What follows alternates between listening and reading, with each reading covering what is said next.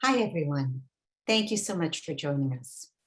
I'm Vicki Goodman, and on behalf of the board of the Friends of the Semel Institute and the Resnick Neuropsychiatric Hospital Board of Advisors, it is my pleasure to welcome you to today's Open Mind program. We are honored to have with us Michael Moss, former New York Times reporter and Pulitzer Prize-winning investigative reporter, and author of the recently released book, a powerful expose entitled Hooked: Food, Free Will, and How the Food Giants Exploit Our Addictions. Dr. David Heber, founder of the UCLA Center for Human Nutrition and professor of medicine and public health at UCLA, will join Mr. Moss in conversation. Michael Moss was awarded the Pulitzer Prize in 2013 for his reporting on the dangers of contaminated meat. He is the author of the #1 New York Times best-selling book, Salt, Sugar, Fat: How the Food Giants Hooked Us, that sold over 260,000 copies. He has been a featured guest on shows like CBS This Morning, Dr. Oz, CNN's The Lead, All Things Considered, and The Daily Show. And we are very fortunate to have him zooming in from Boulder, Colorado today as a featured guest for today's Open Mind program. Dr. David Heber has been on the faculty of the UCLA School of Medicine since 1978 and is the founding chief of the Division of Clinical Nutrition in the Department of Medicine and the founding director of the UCLA Center for Human Nutrition at UCLA. He has written 4 books for the public, including What Color Is Your Diet and the LA Shape Diet. We would like to thank both of our distinguished experts for taking the time from their extraordinarily busy schedules to share their knowledge and expertise with us today. Today's program marks the end of our spring 2021 Open Mind season, and we look forward to welcoming you back in the fall, beginning on September 9th, when our featured speaker will be Dr. Uma Naidoo, Harvard nutritional psychiatrist and author of the groundbreaking book, This Is Your Brain on Food. She will be joined in conversation by Dr. Xiaoping Li, professor of medicine and director for the Center for Human Nutrition at UCLA. You can make your reservations now for this and all our upcoming fall programs on our website, friendsofthesemelinstitute.org. Please be sure to visit the website often, as we will be adding new events to the calendar that you will not want to miss. There you'll also find a link to our YouTube channel, which has a complete library of videos from past Open Minds, from the Open Mind Film Festival, and our recent WOW 2021 fundraiser. We hope you will enjoy exploring and watching any presentations you may have missed or want to view again. A few housekeeping notes before we get started. Today's program will run for 1 hour. It is being taped and will be available for viewing tomorrow on our YouTube channel. And the final segment of today's program is reserved for your questions. We ask that you please type them into the Q&A, which is located at the bottom of your Zoom screen, and we will do our best to get to as many questions as possible during the time allotted. And now, please join me in giving a warm Zoom welcome to Mr. Michael Moss and Dr. David Heber. Thank you so much.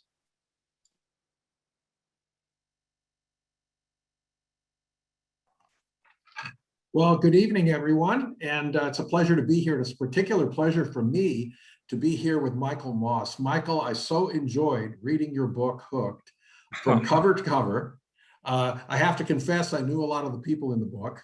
And, the word addiction, some people say, oh, wow, that's too strong a term for what we experience. But maybe you could start us off by telling us your research and reporting, how you think the addiction is the right word for. Yeah, I'd be glad to. And first, it's an honor to be together with you, David. And Vicki, thank you so much for that introduction. And I should probably explain that I'm not a scientist. I'm not a nutritionist like you are. I'm a journalist. And in fact, before I started writing about food, I was in Iraq and Syria and Lebanon and Algeria sort of tormenting the Pentagon for its failure to equip American soldiers with armor, and then looking critically at the war on terrorism. And I got in some trouble and I had to come home. And I mentioned that mostly because I felt like I went from one war to another, because I started to write about food contamination, where so many people were getting ill from food they were buying in the grocery store because this industry was losing control of their food chain. But then one of my sources who tested meat for E. coli suggested to me that I look at things the industry was intentionally adding to its products, over which it had absolute control. And he was really worried about all the salt going into processed meat, which got me looking at sugar and fat. And so I wrote a book on those first book was those three ingredients. But coming out of that book, kind of the very first question I got from the news media was, Michael, look, you're trying to end on an optimistic note here, but isn't these things you're writing about, aren't they as addictive as drugs? And if that's the case, where's our ability to have any say in the matter about whether we're eating them or not? And I thought, that's sounds like totally crazy. I mean, you're comparing like Twinkies to heroin? I don't think so. But I have to say, David, I've come completely full circle. And after spending time, with experts like yourself and people working for the food industry and kind of crawling back into this underbelly of this $1 trillion processed food industry, I've actually come away convinced that in many ways, these products can be more problematic for us than cigarettes, alcohol, even some harsher drugs. And one of the ways that the companies have gotten so dependent on their products is kind of going after our natural biology, our natural instincts that draw us to food, and wasn't a problem until 50 years ago, when the companies changed dramatically the nature of the food and our food environment. Yeah, I think one of the things that's important to point out, one of the best paragraphs I enjoyed reading in your book, had to do with the fact that only 17% of people who take cocaine get addicted. About 32% who try tobacco get addicted. That's the most addictive. And so I think when we look at food, it's not that everyone who eats a Twinkie is going to get addicted. But the way addiction works, as this audience knows pretty well, is it starts out as a pleasant thing that you take that solves some problem. Yeah, you had a bad day at work, you're overwhelmed, so you go for potato chips or something in the refrigerator. I always tell my patients who are trying to lose weight, the best exercise in the world is walking away from the refrigerator. Because the problem is about 25% of the obese population binges at night. They get 600 to 700 extra calories. Yes. Now, over time, you can develop a true addiction to almost anything. I've talked to people who eat mud. It's called pica, and they can get addicted to that. What your point, though, is a very good one, and that is that the food industry has done studies to really look at what is so pleasant to us that it's more likely to cause addiction. And that gets us to the research on what's called the bliss point that goes back to like 1982 with Marcy Greenwood and Adam Dranowski, who found that 10% by weight sugar and 20% by weight fat was the optimum taste. And then snack food companies began, as you started to say 50 years ago, to operationalize that across the spectrum of the foods in the grocery store.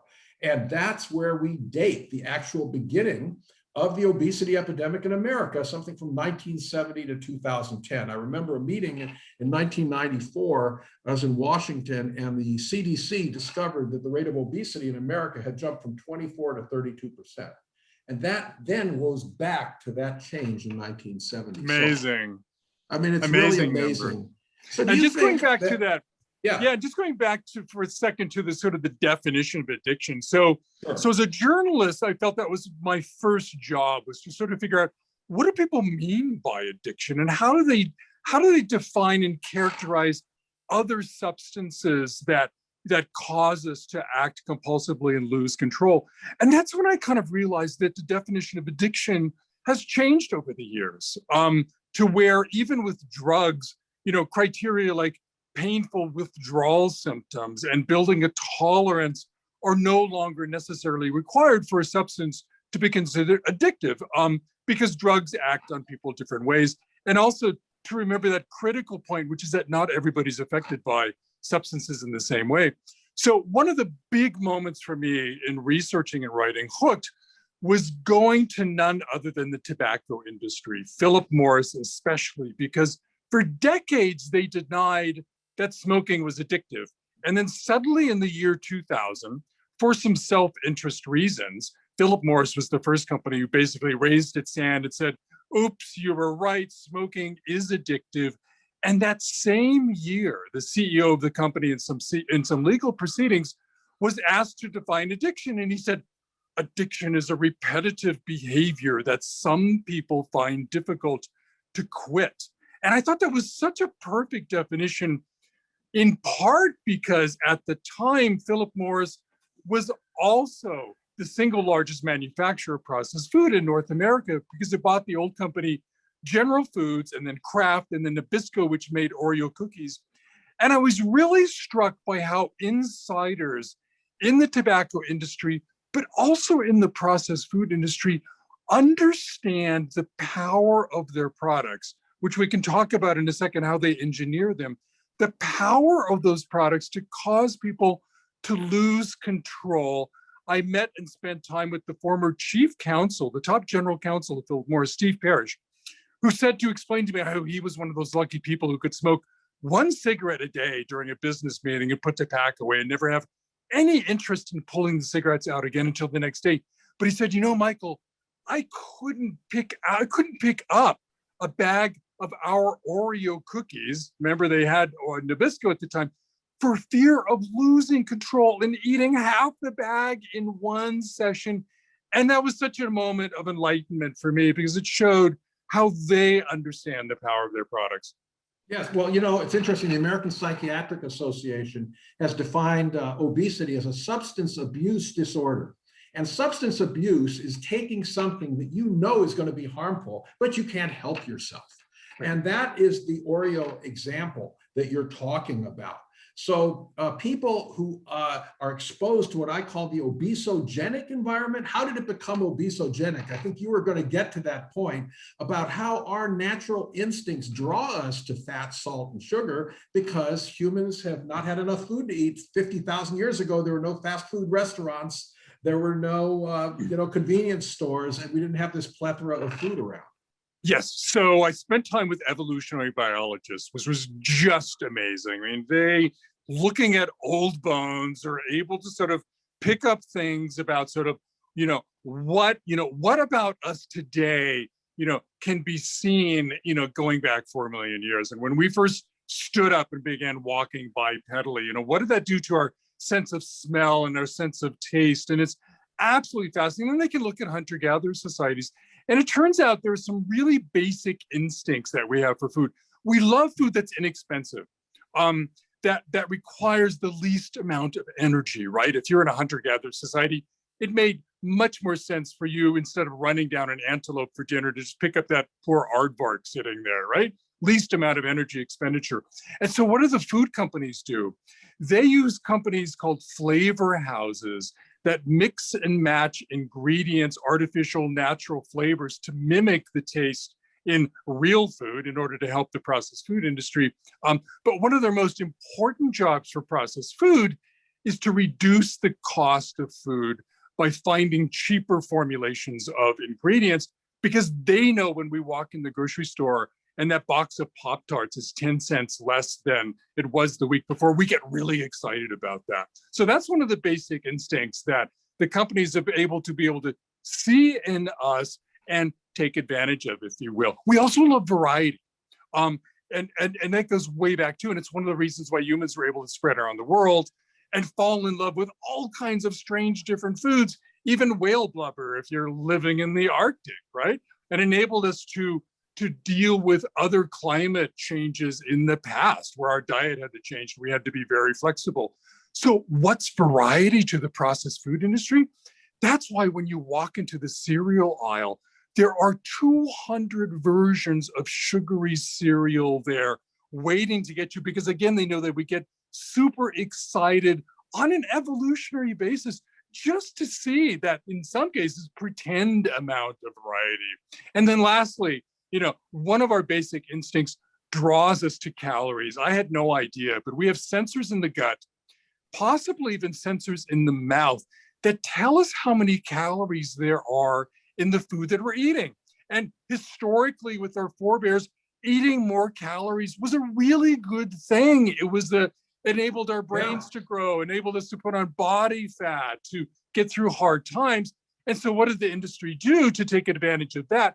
They started creating these snack foods, like you mentioned, which are densely packed with nutritionally empty calories, knowing that we'll get far more excited about those products than we will about, carrot sticks or broccoli. Well, you bring up a good point. The gastrointestinal tract has 600 to 800 million nerves. The same number is found in the spinal cord. And most of the information, 90%, is going from the stomach to the brain. And you're absolutely right. We're well adapted to starvation, poorly adapted to overnutrition for historical reasons. And we also, if you look at a hunter-gatherer, what do they do after they're done eating? They sit down and expend zero energy. So they're not going to pay money to go join a gym. The other evolutionary thing is color vision. Only humans and birds have color vision. That was the basis of my book, What Colors Your Diet? And that allows people to look, but what has the food industry done? They've also taken those colors and given them meaning. So green is natural, red is comforting. As you go into the store, all these colors.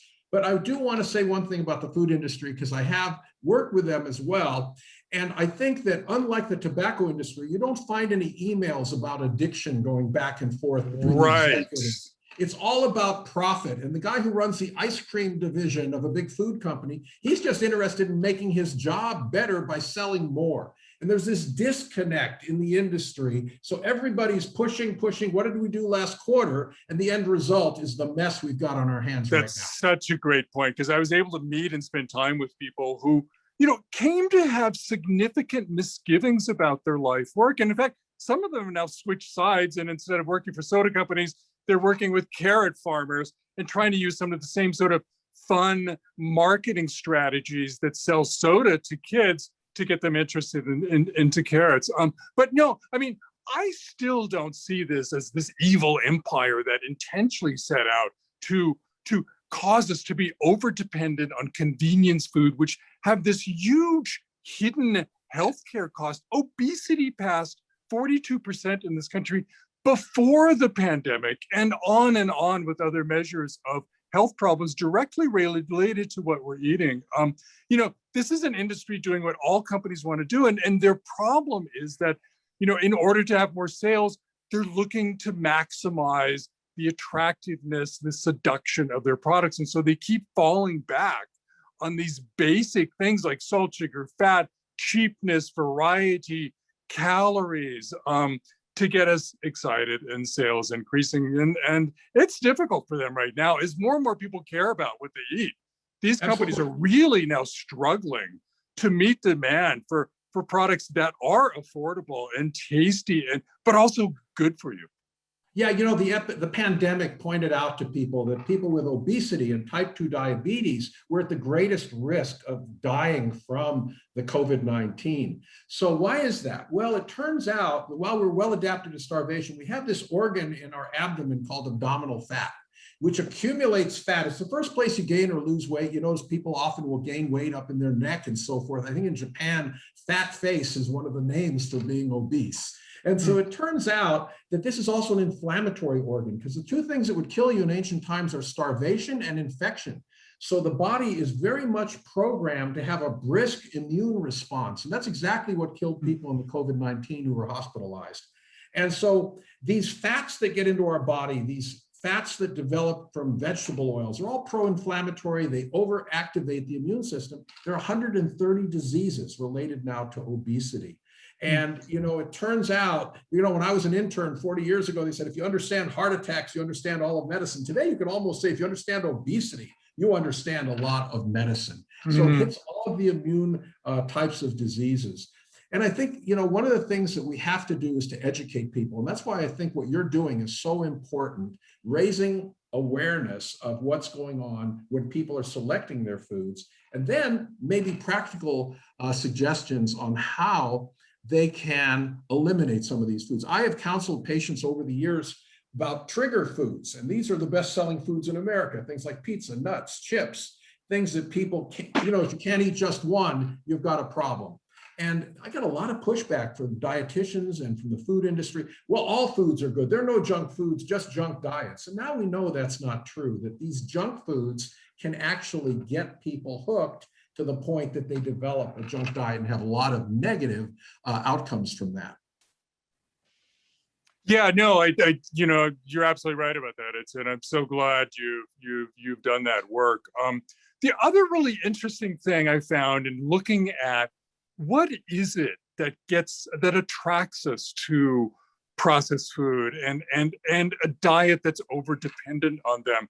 And one of the most powerful things that the industry is going for it in increasing sales is memory. I had no idea, but memory, is so important in guiding our eating habits, in part because we start developing memories for food at a really, really young age. And in fact, I would sort of argue that memory is one of the ways that makes food more problematic for people than cigarettes, alcohol, and drugs, because those habits tend to start later in life, but you can start developing memory for food, possibly be even still in the womb, depending on what your mother's eating. And for me, this really came home once when I went to a Kellogg's research and development factory. I was talking to them about something else, but we were wandering through the factory floor and they were experimenting with a big batch of Pop-Tarts that had messed up, and they were dumping the raw dough into a giant dumpster, and the aroma came wafting across the factory floor. That smell instantly took me back to my days as a latchkey elementary school kid when I would come home, let myself in and have a Pop-Tart. I hadn't had a Pop-Tart in decades, but the smell triggered the memory of that. And that Pop-Tart had actually never left my brain because it resides there in memory. And so you mentioned the pandemic. A lot of us thought at least we were going to get away from the vending machine at work, right? Arguably one of the most treacherous parts of the processed food industry. But a lot of us turned our kitchen cupboards into vending machines because we went shopping. And under the strain and the stress and the fear of the pandemic, we began buying stuff we hadn't had since kids. Junk food sales soared, again, based on kind of that memory and the food industry's ability to sort of tap in and market to those memories that we have. Well, the first reference I remember to what you're talking about was actually Marcel Proust in the book, Remembrance of Things Past, where in the opening scene, he's dipping a Madeleine into tea, although I've subsequently read it was actually a biscotti. But in any case, he suddenly remembered his grandmother and visiting his grandmother based on that experience. And, it gets us back to this whole idea of addiction and habit. There's a book called The Habit Loop, which I noticed you got a nice quote from the author for your book. But the habit loop is the idea that there is a trigger, then there's a behavior, and then there's a reward. And we've actually shown that with food, and you mentioned the work of Eric Stice and others, that when you put a sugary or cocoa sweet on the tongue, when someone's in an fMRI, the pleasure center lights up. And the more times you do that, you create this habit loop, which is what maintains the habit or the substance abuse, despite everything else. Well, I know I shouldn't be eating this donut, but it looks so good. That's the problem. And so, one of the lessons that I learned from experts who study drug addiction is sort of, the power of cravings to destroy your free will, your ability to say no, is something that we see in junk food as well. And we're not just, by the way, talking about cookies and candies and potato chips. I mean, by some estimate, 2/3 of the products in the grocery store now have added sugar to them, which can be a trigger food for many people, causing them to lose some amount of control over their eating habits. But I found that was really, really interesting, was in terms of sort of defining addiction and looking at it in terms of a loss of control. I was just sort of staggered to go to meetings patterned after Alcoholics Anonymous, where people would stand up and say, "Hi, I'm Michael, I'm a food addict." And I'd look at them and they seem perfectly what regular to me, but then they would tell stories about going shopping and coming home and their car would be littered with wrappers as they were kind of mindlessly eating, being seduced by these trigger foods. And so I think for many people, even that harsh word addiction is not too strong for the loss of control that happens. Well, as you mentioned, there's a large organization called Overeaters Anonymous. And I actually Yes. met someone from there, and they have a diet, and he handed me a little a piece of paper with what the diet was. And actually, that's the key to regaining control of your diet. And that key is protein. It turns out they have a high protein diet. By what I mean high protein, I don't mean Atkins cheeseburgers. I mean that you have maybe plant protein, but the total amount of protein that your body needs to control your hunger, and you have it throughout the day. It turns out that while carbohydrate and fat is stored in the body, protein is a dynamic nutrient. So your muscles are building up and breaking down throughout the day. After you eat a meal, the protein's broken down to amino acids. Some of them go to the brain where they promote satiety, and some of them go into the muscle where they promote new muscle synthesis. Between meals, the opposite happens. The amino acids come out. And when you're sleeping and not eating, your muscles are breaking down all night, which is why breakfast is one of the most important meals of the day. And I know that's something you talk about as well, that we call it break fast because you've gone into a fasting metabolism at night. And now in the morning, you need to have protein, colorful fruits and vegetables, limited amounts of whole grains, and eliminating a lot of the processed starchy foods, and then exercise, which everyone forgets. 80% of Americans don't exercise the amount that the government recommends. And it can be 30 minutes, 3 to 5 times a week, a healthy, active lifestyle, hiking, biking, whatever. And you're in Colorado, which is one of the healthiest states in terms of outdoor activities. And they have one of the lowest rates of obesity historically in the country. And exercise seems to be politically neutral, but it's not enough. You need both exercise and a healthy diet to get control of your body weight and your body shape. So what you're doing by getting this awareness is very, very important. And then just kind of finish up the thought on addiction too. I mean, one of the lessons I learned from experts is that addiction happens on a spectrum. And in terms of food, at one end, you may be having people who are binge eating, who just totally, absolutely lose control. For other people, it's that 3 p.m., craving for a cookie. And again, the lesson from the drug world is that kind of no matter what your strategy is, whether it's to get up and stretch or call a friend or try to eat some alternative food like a handful of nuts, you probably need to be executing that strategy at 2:55, in order to avoid the 3 p.m. craving, because cravings can be so powerful. And we're living in such a distracted environment, food environment especially, where food is so available and so inexpensive and kind of always in our face, that sort of pre-thinking about where's my weak point during the day and how can I deal with that is really important. But I think for another group of people, and scientists who study addiction might disagree with me a little bit on this, but when I think about our trouble with food, at the other end of the spectrum from binge eating are many of us who just kind of are missing the love and the routine of having a home cooked meal with family and friends. I mean, so many families don't eat dinner together just of any sort of making. Well, this gets to the whole topic of mindful eating. Mindful eating is so important because there used to be a little skit on Saturday Night Live called the Coneheads, and they would consume food like this, without even tasting it. And unfortunately, we have a lot of people who are what we call volume eaters. They eat rapidly. They don't allow their taste buds to work. They never send a satiety signal to the brain. And before you know it, the food is gone. And these are the people that go to buffets in Las Vegas and things like this, where you just see them eating huge amounts of food and not thinking about the balance of nutrients, having the right amount of protein, the right colorful fruits and vegetables and fiber. And the food industry knows this because what they do when they're looking at flavors, they look at flavors that die away. They don't want a flavor that sticks around for a long time because that'll trigger satiety. And they want you to have another of whatever that product is they're selling. So therefore, they want the flavor to die away. So you can become a mindful eater. You can meditate. You can reduce your stress. you can exercise. All these things help you get control. And I think it's really good to look at processed food products, ultra processed food, especially, which are engineered and designed in ways so extremely that you can't even kind of tell what went into what the foodstuffs that went into it is a really good definition of it.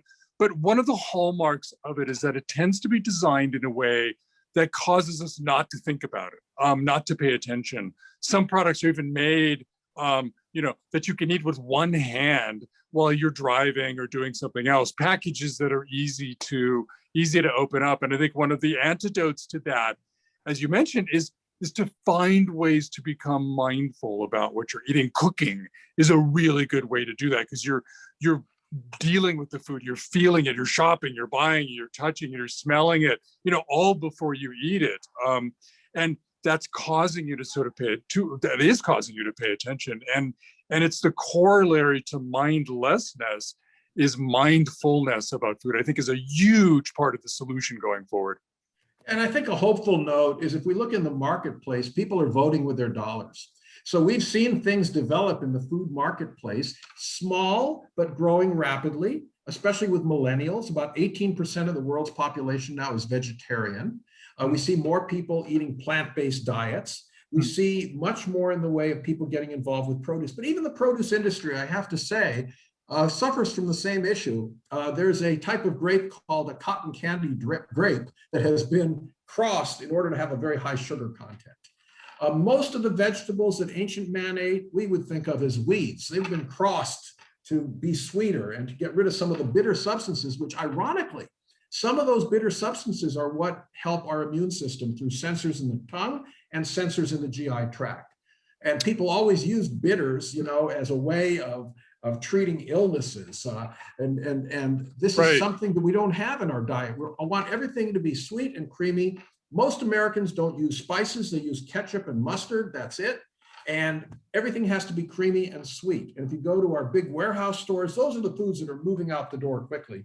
But if you go to the coastal areas, Republic of Santa Monica, et cetera, you will find people, and in Boulder, you will find people who are eating a very healthy diet. They're cooking at home. They're starting to change this swing. And what we have to do is mobilize the public, which is what you're doing with this awareness campaign of yours. And I think that the changes are possible, and the food companies will have no choice but to accommodate this once enough people demand it. I think the sweet vegetables, sweet apples that you mentioned is a really interesting issue, because one of the things I learned looking at the food industry is that they didn't just engineer bliss points, the perfect amount of sweetness for soda, cookies, ice cream. They marched around the grocery store adding sugar to things that didn't used to be sweet. So now bread has added sugar and a bliss point for sweetness. Yogurts came to have as much sugar per serving as ice cream. The spaghetti sauce aisle, there were brands that had the equivalent of a couple of Oreo cookies worth of sweetness in a tiny half-cup serving. And I think what that did was created an expectancy in all of us, but especially kids, that everything we eat should be sweet. And so when you drag yourself over to the produce aisle and try to eat some of those things that every nutritionist says we should be eating more of, and you're getting some of those other tastes that Aristotle wrote about, the bitter and the sour, your brain is rebelling on you, going, where's the sweetness? And so one of the thorny issues that nutritionists are working on is like, how do we move people back? How do we guide them back to a less sweet world and get them interested in and hooked in a good way on food, and especially produce that isn't necessarily sweet. I wanted to mention one other thing, David, before we move on to questions, though, which is that one of the ways that I came to see processed food as being even more powerful than cigarettes, alcohol, and drugs is speed. One of the hallmarks of addictive substances is how fast they hit the brain. I think it was actually Nora Volkow, who many of your listeners may know. She was still at Brookhaven as a research scientist and discovered that one of the things that made cocaine powerful was the rapidness with which it hit the brain. The faster a drug hits the brain, the more seduced we are and the more apt we are to act compulsively. Well, it turns out that there's nothing faster than groceries, processed food groceries, in how they hit the brain. And there was this elegant study that was done some years ago where they sat people down and they said, we want to measure how fast you taste sugar. So we're going to put a little sugar in your tongue and you push a button when you taste the sugar. And again, smoking can activate the brain, will activate the brain fully in about 10 seconds. And drugs and alcohol are sort of somewhat less than that, but still, those people were pushing the button, tasting the sugar in less than 1 second. Because what happens, as you know, sugar, fat, salt kind of cheat. They don't go directly to the brain. They send a signal through taste buds and through the trigeminal nerve to the brain that gets the reward center really, really excited about that. So that's another way that the processed food industry has tapped into our natural biological makeup that allows us to get quickly sensing salt, sugar, fat, by making those kind of the hallmarks of their products and such a big part of their ingredients. Well, the sugar thing really is sugar, or table sugar, is fructose and glucose. And fructose is the sweeter part of the sugar that's found in fruit. So to ancient man, detecting fructose meant you were going to have a big meal of delicious fruits with fiber, vitamins, and minerals, phytonutrients. You were drawn to it by the color and also smell. You mentioned smell. I read about Cinnabon actually at a mall taking the smell and turning the corner so that you would be drawn to the Cinnabon shop. So there's all this stuff going on basically to increase sales, and we are the passive recipients. So what do you do if you're a passive recipient? Get yourself educated, read this book, read other books, find out how the human body works, and take control of your nutrition. It's really important, as is your lifestyle. And so I think that's the answer. I don't think that there's a Homer Simpson episode where they make sugar illegal and they dump it all into the bay. And of course, Homer jumps in and starts drinking the sugar out of the ocean water. So I think you're right. We can't fight biology, but we can educate ourselves to be conscious shoppers in the marketplace, active cooks in the kitchen, and mindful eaters at the dinner table. And I think that's really the solution to what we face, because we're not going to change, the behavior of businesses because of the way that they generate their support and the employees generate their salaries. Yes, we can do some things there, but it's going to be very difficult, and they'll only respond if it makes money. So that's the issue.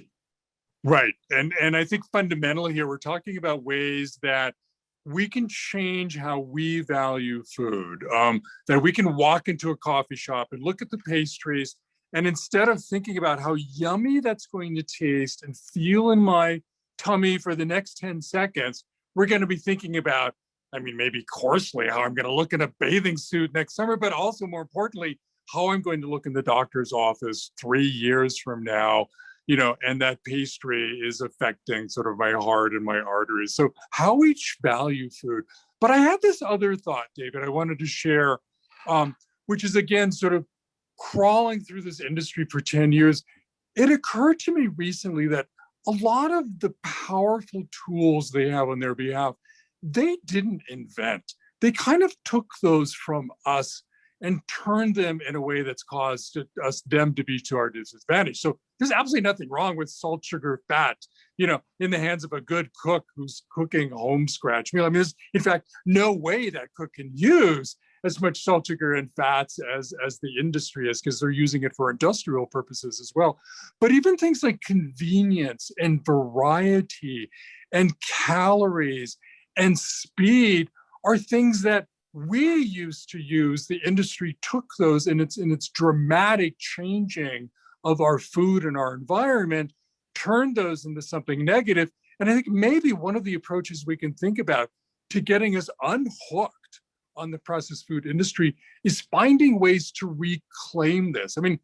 Convenience. You won't believe it, but I have a tomato sauce recipe down to 93 seconds now, using a can of plum tomatoes and some garlic and a little bit of dried basil. And granted, if it simmers on the stove for a couple hours, my family is much more apt to be eating.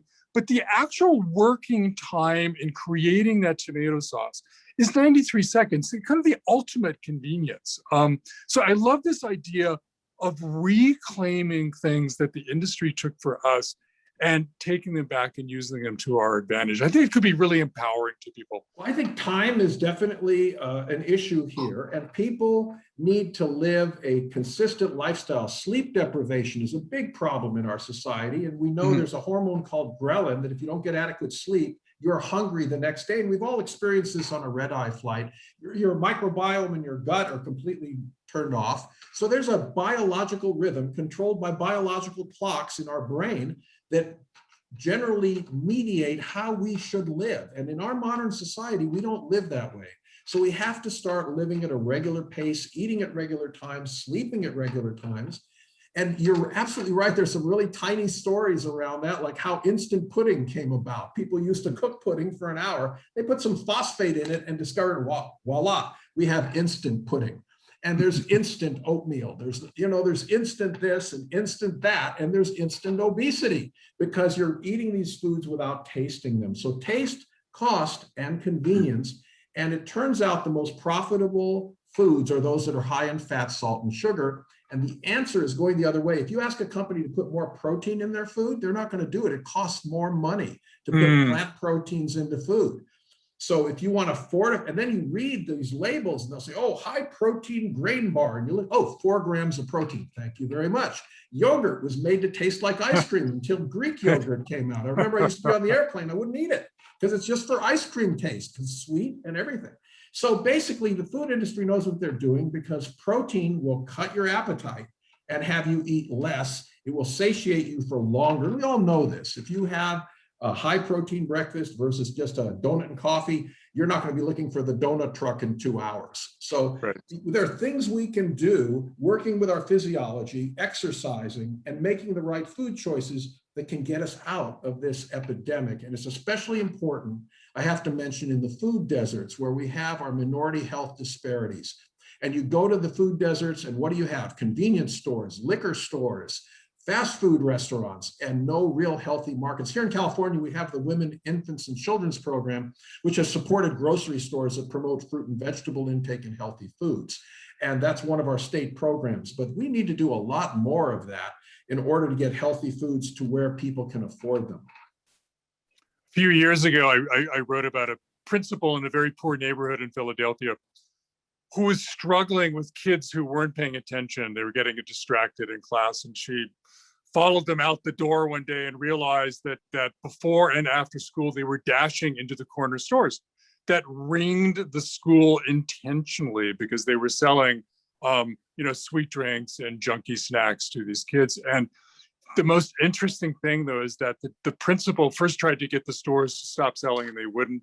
So then she organized the parents to do an intervention, to stand on the sidewalk outside these stores in the morning before school and after school to try to divert the kids, and keep them from doing it. But here's the most interesting thing is that the people who taught them how to do this intervention, how to organize, how to sort of present themselves, were none other than people who used to fight crack cocaine houses in that same neighborhood. And I was really struck about sort of the parallel. And parents today grappling with poor eating habits and the consequences, the hidden price of that dependency, living in those food deserts and being dependent on those products, and the parallels to the trouble that they were fighting with rampant drug issues just back in the 80s. Yeah, they're all connected. And of course, the mind-gut connection. And depression is so common. Depression is an inflammation of the brain. And these pro-inflammatory, non-nutritious foods like chips and cakes and cookies are filled with vegetable oils, which have pro-inflammatory fats in them, which was specifically done after World War II. We had a ton of corn after World War II because of hybrid corn. It was all crushed into vegetable oil. And because they wanted to clarify it and give it a longer shelf life, they took out all the omega-3 fatty acids, which are anti-inflammatory. And we have a plethora. And these fill your body over a 2-year period. Every piece of fat in your body, including the brain, which is largely has a lot of fat in the membranes, turns to this pro-inflammatory fat. And we believe that's also a big factor in dementia. Abdominal fat is a risk factor for dementia. So is diabetes. Kidney failure, very common. We have 580,000 people on Medicare in this country who are getting kidney dialysis.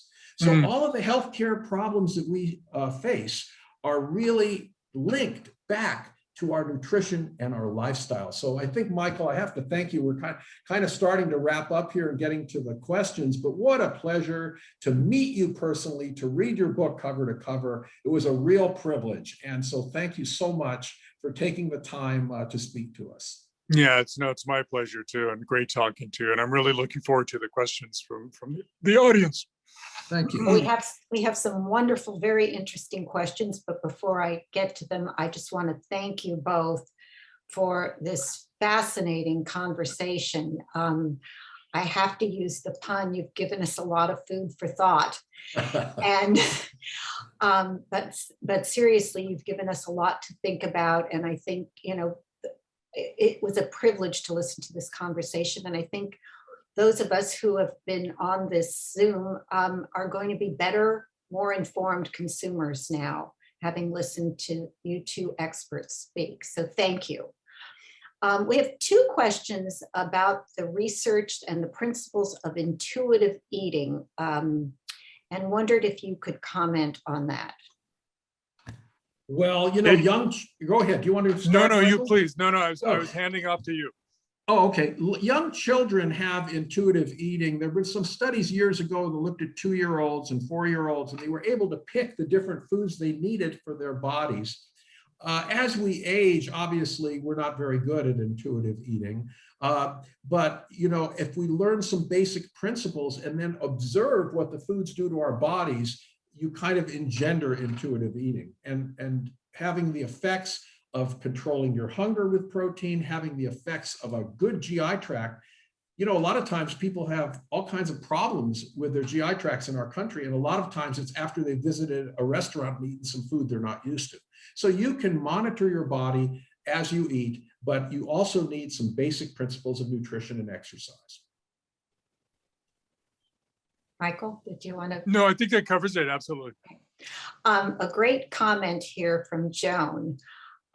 Those of us who grew up in the 40s and 50s have a better chance. And I'm going to agree with that, because those of us who grew up at that time, there wasn't fast food or all the sugary foods in the market like there are today. Do you want to comment on that? Go ahead, Michael. Yeah, no, I think that, people sometimes ask me kind of when did this problem or when did this industry begin? And by some measure, it began at the turn of the last century when the Kellogg brothers had a little dust up, and Will Kellogg, the younger one, decided that he would sell more cereal granola that his older brother was selling without any sugar by adding sugar to it. And that was, the birth of the sugary breakfast kind of cereal movement that overtook us. But really, I think it was, the real growth in the processed food industry happened in the 60s and the 70s and the 80s, when we got hungry, pun intended, for convenience. And look, more and more women began working outside of the house. More and more men began failing to take up the slack in the kitchen. And so more and more we turned to these companies when they said to us, don't worry, we'll take care of dinner. And that was a huge sort of societal change that sort of led us into their hands and caused us to be dependent on these products. And so I think that started after the 40s and 50s, especially in the 60s and the 70s. So I think your listener's absolutely right on that. It's interesting. TV dinners didn't sell well at all in the 1950s. A woman would be embarrassed to bring TV dinners to the table in the 1950s, but we had a very different society. Today, women have many, many more opportunities in the workplace, and men need to take on more of the responsibilities in the home, cleaning up the dishes, which I love to do, helping with cooking, that kind of thing. Very important, and it's something younger folks, the millennials, are taking up again.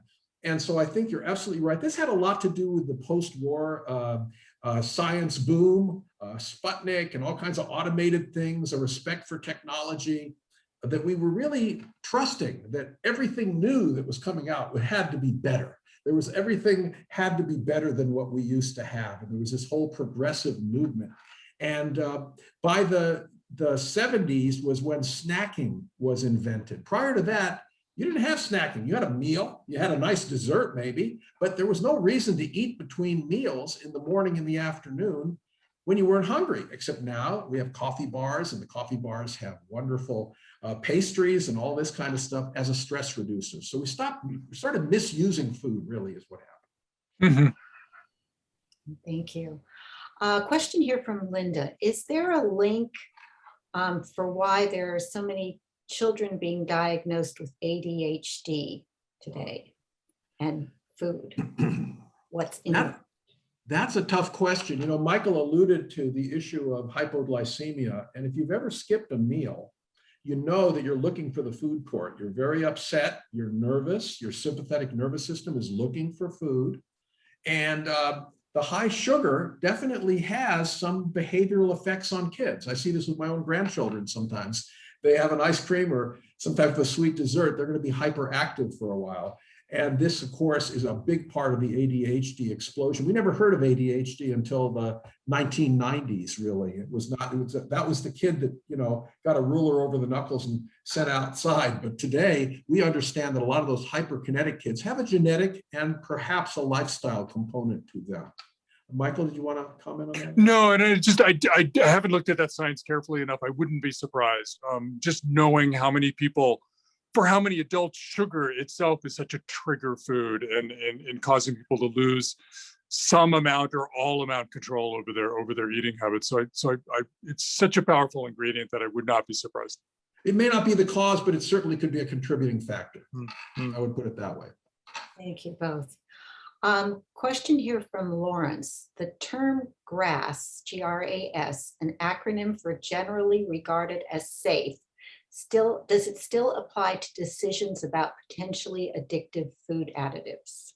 That's a good question. You know, Michael, you're probably familiar with this, but generally regarded as safe is something food companies do with the FDA in order to say that something has been in traditional use, and they often do an internal safety test on new ingredients. This is particularly true in the supplement industry. I think it's an interesting question because I've always made a joke out of the fact that the FDA has never regulated corn oil or sugar. Okay, that we haven't any safety tests on corn oil. So things are assumed to be generally safe. But, you know, I think they would say that sugar, fat, and salt are safe, but in the amounts that they're hit. There are 61 names for sugar, by the way. If we're so proud of it, why do we hide it on the food label? You know.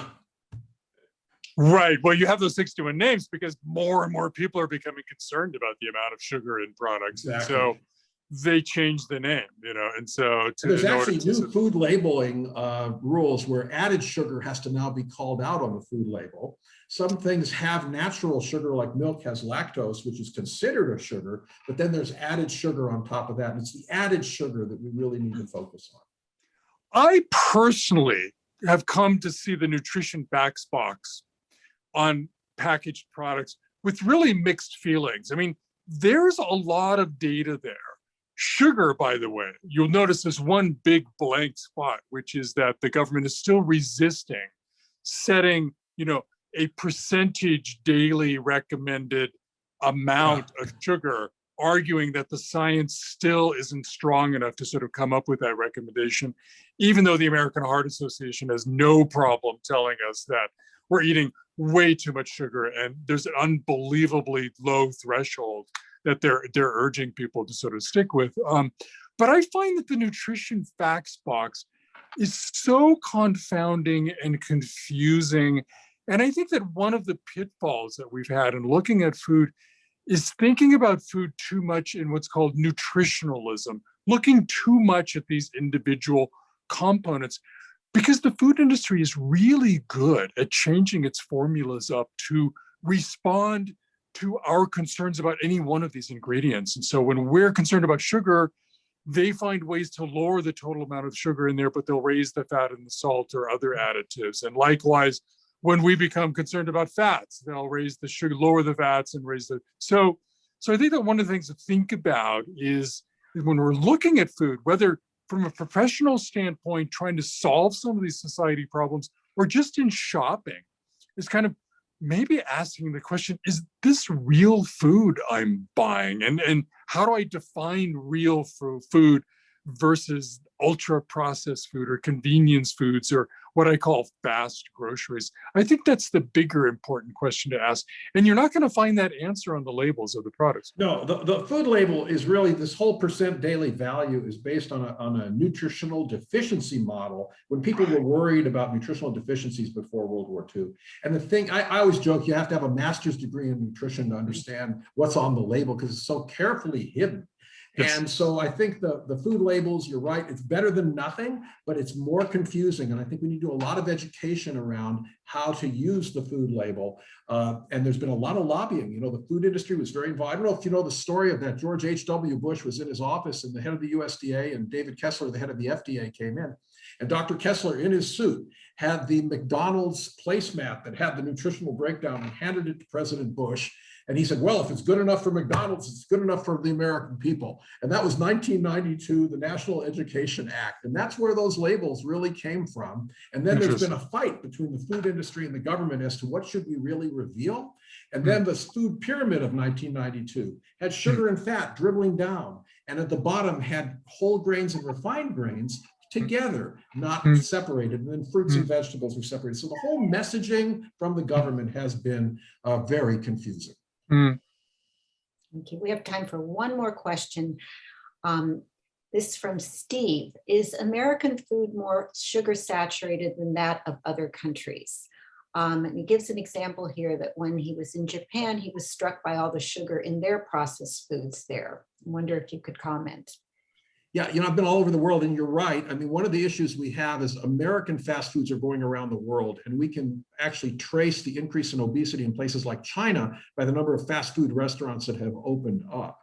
But the competition for that are street foods, and the street food vendors figure out very quickly that fat and sugar sell as well. And so they respond to the marketplace. It's really an urban versus rural problem as we remove people from the farms and they're not dealing with the food, as what Michael said. I think that's part of the issue. Michael, did you want to comment on that? No, I think it's really difficult to sort of measure taste preferences because they can vary even, even in the United States. So when you look at other countries, people have different sort of levels of thresholds. So I haven't seen any really great science, and I'd love to see it, that measures the sweetness of an Oreo cookie, say, that's being manufactured for a group of people in one country versus the United States. I think it's actually difficult for the processed food companies to adjust their formulas in that regard. But no doubt through habit and experience, we do develop different likes and dislikes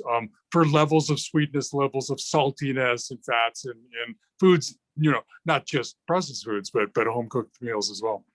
Well, for the first time in human history, there are more overweight and obese people than undernourished people around the world today. And the World Health Organization has identified that as one of the major factors in what we call non-communicable diseases, diabetes, heart disease, common forms of cancer, kidney failure, et cetera, and dementia. So I think this is a very important area for everyone in the medical science field to look at.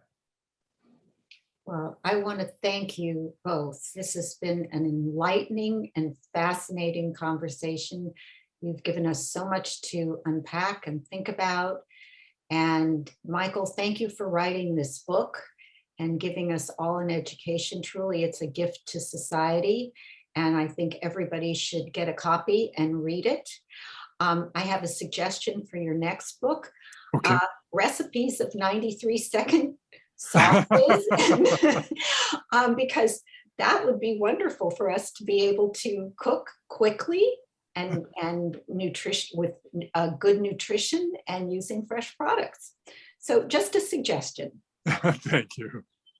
I thank you again. I want to thank everybody who has been part of this Open Minds series. We began on Zoom at the beginning of the pandemic, and we've gone straight through, and everybody has been so loyal and patient and wonderful, and we are very appreciative.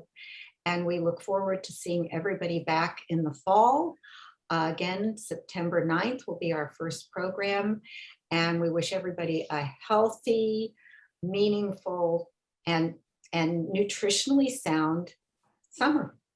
Thank you all so much. Good night. Great. Good night.